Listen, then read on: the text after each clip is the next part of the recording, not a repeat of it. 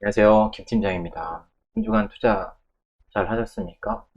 미국 주식이 목요일날 급등을 하고, 한국 주식이 금요일날 급등을 하고, 미국 주식이 금요일날 급락을 했어요. 이게 미국 주식은 주식이라고 생각하면 굉장히 무거운 주식이라고 생각했었는데, 하루에 3% 이상 등락을 하고, 종가 기준으로요. 그리고 장중에 5% 이상 등락을 하는 거는 엄청 드문 경우라고 생각하거든요.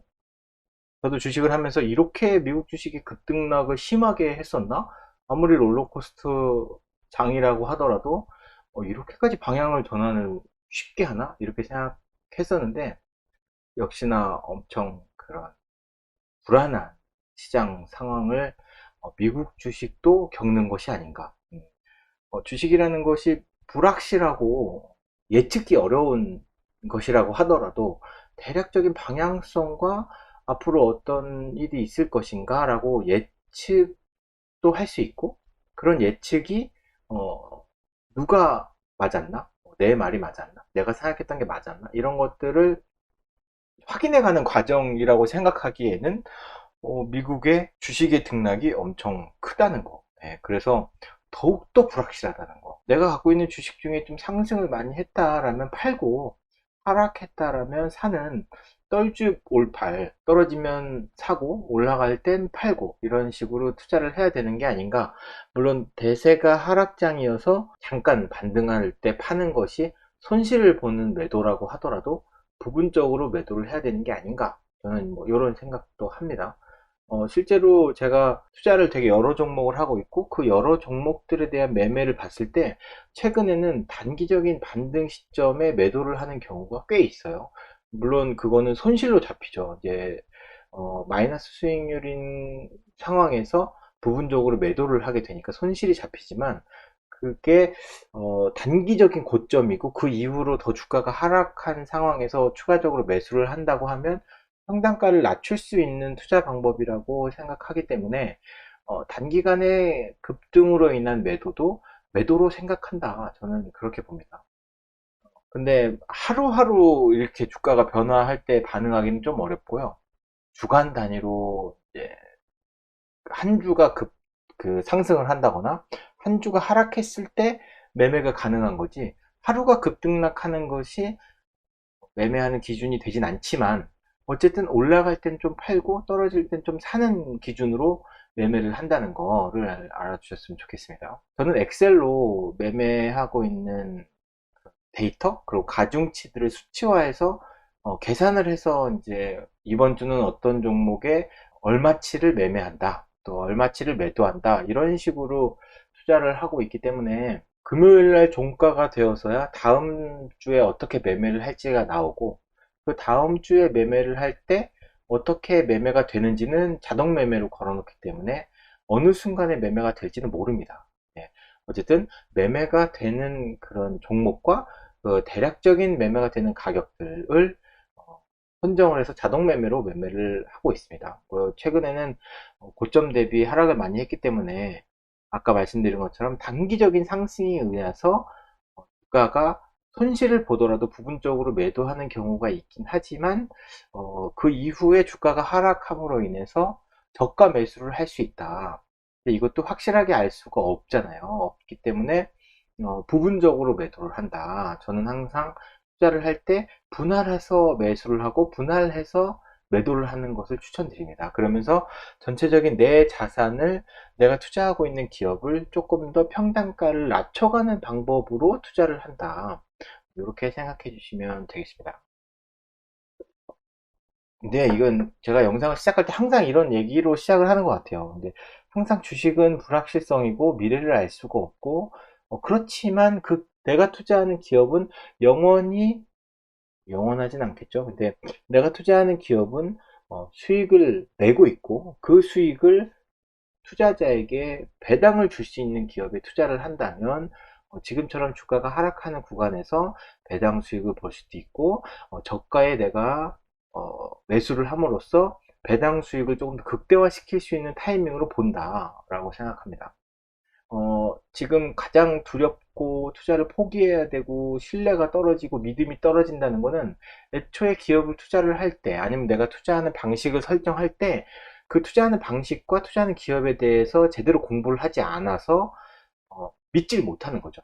그러니까 내가 생각하고 내가 판단해서 투자했다라고 하면 목표하는 그 금액이나 생각하는 그 기업의 상황이 왔을 때 내가 액션을 취할 수 있어야 되는데 그 판단이 나에게 오지 않았다는 거죠.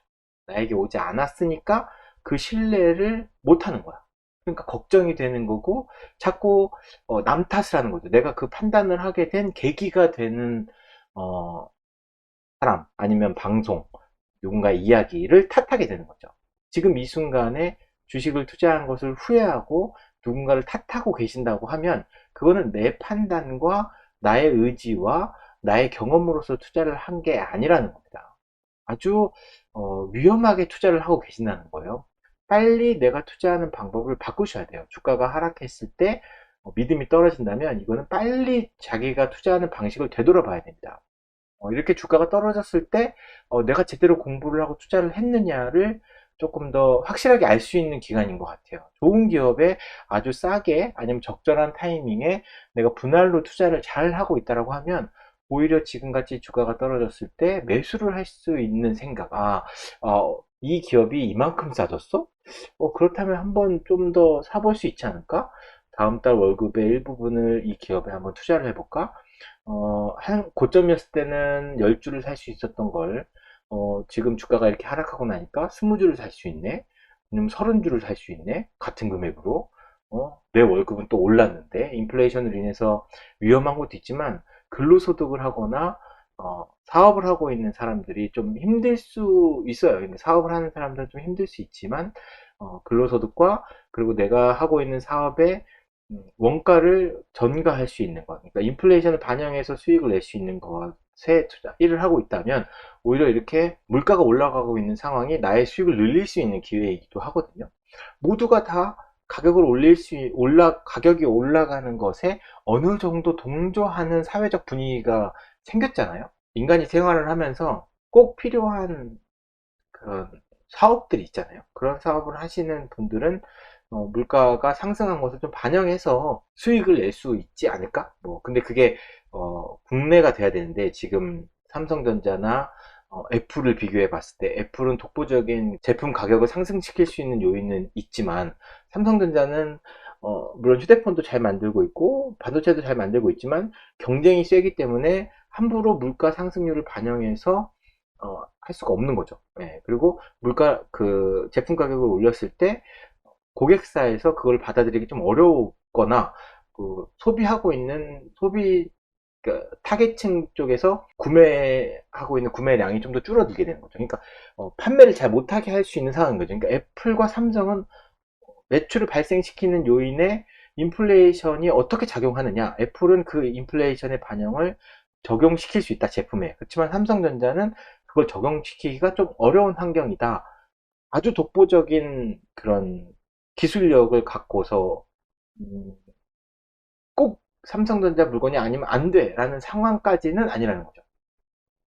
물량대로 그런 물건이 꼭 필요했을 때, 그 쇼티지가 났을 때, 그럴 때는 삼성전자의 매출과 이익을 증대시킬 수 있는 요인이 될 수 있긴 하지만 애플과는 약간 좀 다르다. 이렇게 좀 생각이 듭니다. 어쨌든 중요한 건 애플과 삼성 문제가 아니라 내가 투자하고 있는 기업이 그런 인플레이션에 맞게 가격을 상승시키고 가격을 상승시킬 수 있고 가격을 상승시킨다고 해도 소비자들은 그 물건을 꼭 사야 되는 기업이다 라고 한다면 거침없이 투자를 할 수 있다. 그리고 금리가 올라갔을 때 은행주, 보험 관련주 이런 기업들이 수혜를 볼 수 있다 라고 생각이 듭니다. 물론 그렇다고 해서 그 업종이 무조건 상승하거나 그런 건 아니에요. 돈을 잘 번다고 해서 삼성전자가 돈을 엄청 많이 버는데 그 많이 벌고 그걸 또 배당도 잘 줘요. 배당 정책을 잘 하고 있으니까 다른 기업들에 비해서 훨씬 더 잘 주고 있다고 생각하지만 주가가 저 모양이잖아요. 여러 가지 요소로 인해서 막상 수익은 내고 있지만 주가가 올라가지 않을 수 있는 겁니다. 그렇지만 내가 그 기업에 대해 미래를 판단하고 적정한 금액으로 매수를 했고 앞으로 장기적으로 분할해서 매수를 할 거고 투자를 관리할 거라고 한다면 오히려 주가가 떨어졌을 때 살 수 있는 기회가 되는 거겠죠. 그게 나의 판단이라면 그게 가능할 겁니다. 그리고 현재 내가 그 기업에 주식을 얼마치 갖고 있다라기보다 지분을 내가 얼마치 보유하고 있다. 가격이 싸지면 내가 같은 가격으로 더 많은 지분을 살 수 있네 라고 생각하고 좀 더 즐겁게 매매를 할 수 있었으면 좋겠습니다. 저는 조금 이따 얘기를 하겠지만 현금 비중이 생각만큼 많지가 않아요. 이런 시점이 좀 많아서 조금 더 많이 매수를 했으면 좋겠지만 생각했던 것보다 주가가 조금 떨어졌을 때, 그러니까 떨어지자마자 현금을 너무 많이 썼어. 네, 그거는 이번에 투자를 할 때 좀 후회가 돼요. 그래서 앞으로 투자를 할 때 조금 더 긴 시계열을 보고서 현금 비중을 좀 조절해 놔야 되겠다라고 생각하면서 저의 가중치 조절을 하는 것들을 좀 수치화를 좀 수정을 했습니다. 지금 투자를 하시는 분들도 이렇게 주가가 많이 떨어지고 시황이 어려운 상황도 겪어봐야, 비가 오는 날을 겪어봐야 맑은 날에 우산도 챙길 수 있지 않겠습니까? 뭐 이게 비유가 뭐 적절한지 모르겠지만 내가 안 좋은 환경을 겪어봐야 좀 편안할 때 배짱이처럼 놀고 자빠져 있지 않고 개미처럼 열심히 겨울을 대비해서 곡식을 창고에 쟁여놔야 되지 않겠습니까? 우리 같이 개미와 같이 부지런한 투자를 해야 되는데 이 배짱이 같은 투자를 하면 안 돼요. 이게 개미 투자자가 정말 개미처럼 겨울철을 대비하는 투자를 할 수 있는 그런 또 마음가짐을 가질 수 있게 포기하면 안 됩니다. 투자는 꾸준히 해야 되니까 우리는 투자가 꼭 필요하니까 그렇게 투자를 하셨으면 좋겠습니다. 주간 매매 리스트입니다. 매수는 베트남, 미국 테크, 팔라디움, 배당성장, 골프테마, 커뮤니케이션, 미디어, 방송, 헬스케어, LG 디스플레이, 두산 에너빌리티, 카카오뱅크. 보시면 다 ETF가 잔뜩 있죠? 이거 다 ETF예요, 헬스케어. 저는 ETF 투자가 개인 투자자들이 투자하기에 가장 적합한 투자라고 생각하고, 개별 종목도 물론 분산해서 투자를 하는 게 맞다. 근데 총 보유하고 있는 종목은 한 170 종목 됩니다. 예. 그 중에 한 20개 종목은 매도를 해야 되는 상황인데 분할을 해서 매도를 하고 있는 과정이고요. 매수하는 종목들도 이렇게 잔뜩 있습니다. 매수하는 종목의 기준은 한 주간의 하락률이 가장 많고 그리고 보유하는 비중이 적은 것. 그러니까 분산 투자하고 있으니까 개별적으로 보유하는 비중이 다 다를 거 아니에요. 근데 그런 비중이 가장 적은 것을 매수를 하고요. 하락률이 가장 낮은 것을 매수를 합니다. 하락률의 기준은 주간 종가를 나열을 해놓고 그 중에 적은 것을 매수를 하는 겁니다. 그런 기준에 의해서 역발상으로 해서 매도는 상승률이 높고 보유 비중이 많은 것을 매도를 합니다. 라틴 35, 라틴이면 뭐지? 멕시코나 뭐 이런 미국 밑에 있는 지역, 그런 지역에 투자를 하고 있습니다. 근데 그런 것도 있어요. 저는 지금 제가 이걸 시작한 지 한 4년 차거든요. 이런 방식으로 투자를 시작한 지 4년 차인데 테스트하는 개념도 있어요. 여기서 종목을 줄이는 게 조금 더 핵심적으로 수익을 많이 늘릴 수 있는 건가?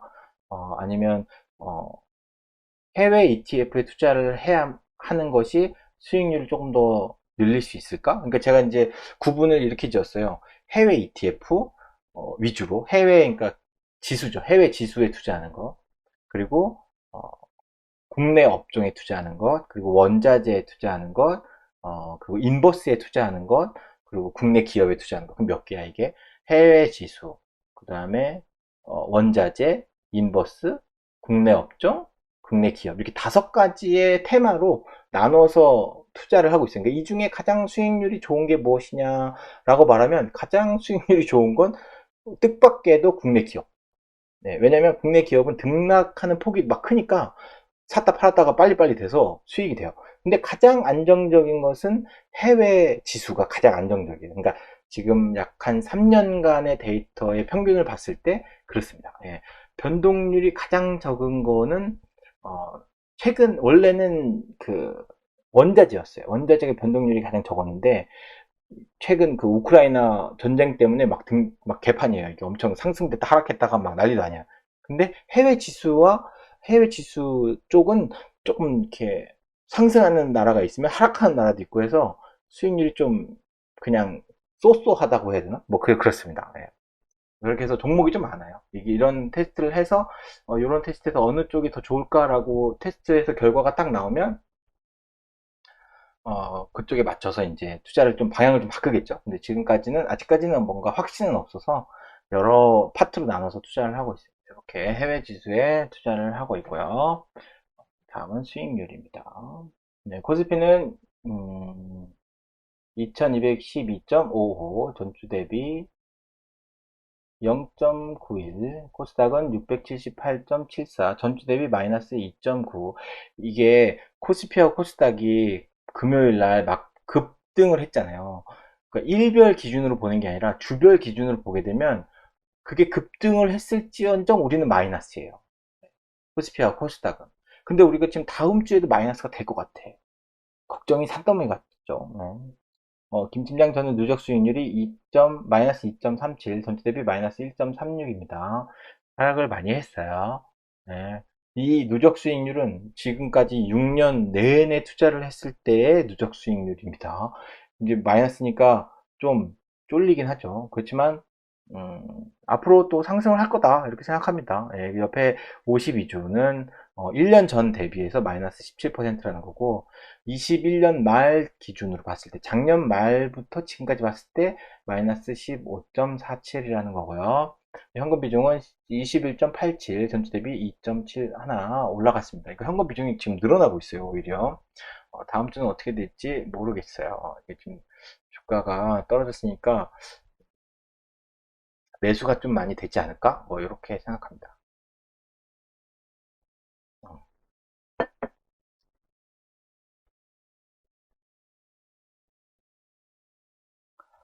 어, 이렇게 한 주간의 이슈와 수익률, 매매 기록 알아봤습니다. 투자를 하시는데 도움이 되셨으면 좋겠고요. 앞으로도 계속 매주 토요일이나 일요일 저녁 때 이렇게 영상을 꾸준히 올릴 생각이고요. 지금까지도 영상을 계속 올렸었어요. 사람들이 많이 안 봐요, 솔직히. 네, 제가 뭐 전문적인 지식으로 뭐 그런 이런 영상의 그런 것들을 보내드리는 거는 아닌데 개인 투자자로서 어떤 환경에서 하고 있다. 그리고 나는 적어도 내 기준에 맞춰서 투자를 하고 있고 내 판단으로 투자를 하고 있기 때문에 이것을 밀고 나갈 거고 꾸준히 투자를 연속적으로 할 거고 결과를 지켜봐라. 이렇게 생각하고서 하는 거예요. 누가 내가 갑자기 나와갖고 나 뭐 10년 동안 투자했는데 나 수익 이만큼 봤어. 나 이렇게 투자를 했는데 이게 잘 돼. 라고 말하면 아무도 안 믿겠죠. 근데 저는 이 투자가 옳다라고 생각하고 물론 중간에 내가 옳지 않다라고 생각되는 부분에 대해서는 수정을 하겠지만 수정이 되는 과정도 이런 영상을 통해서 기록을 남겨놓고 내가 과거에 투자했던 과정 그리고 그때 내가 느꼈던 그런 심리 상태, 뭐 경험들, 느낀 점 이런 것들을 기록으로 남긴다면 좀 더 나의 그런 경력에 사람들이 좀 더 신뢰를 가지지 않을까 하는 마음에 이렇게 영상을 촬영하고 있습니다. 오늘은 그래도 한 분이 계속 봐주셔서 제가 심심하지 않게 영상을 촬영을 했는데요. 어, 계속 많이 안 봤거든요. 늦은 시간에 벌써 12시 반이 다 되는데 지금까지 영상 봐주셔서 너무 감사드리고 오늘 영상은 여기까지 마치고 이 영상은 유튜브에 편집돼서 올라갈 예정입니다. 유튜브에도 주식회사 김팀장이라고 쳐주시면 제가 나올 거고요. 네, 많이 봐주시고 다음 주 한 주도 즐거운 투자 되시고 안전한 투자 되시길 바랍니다.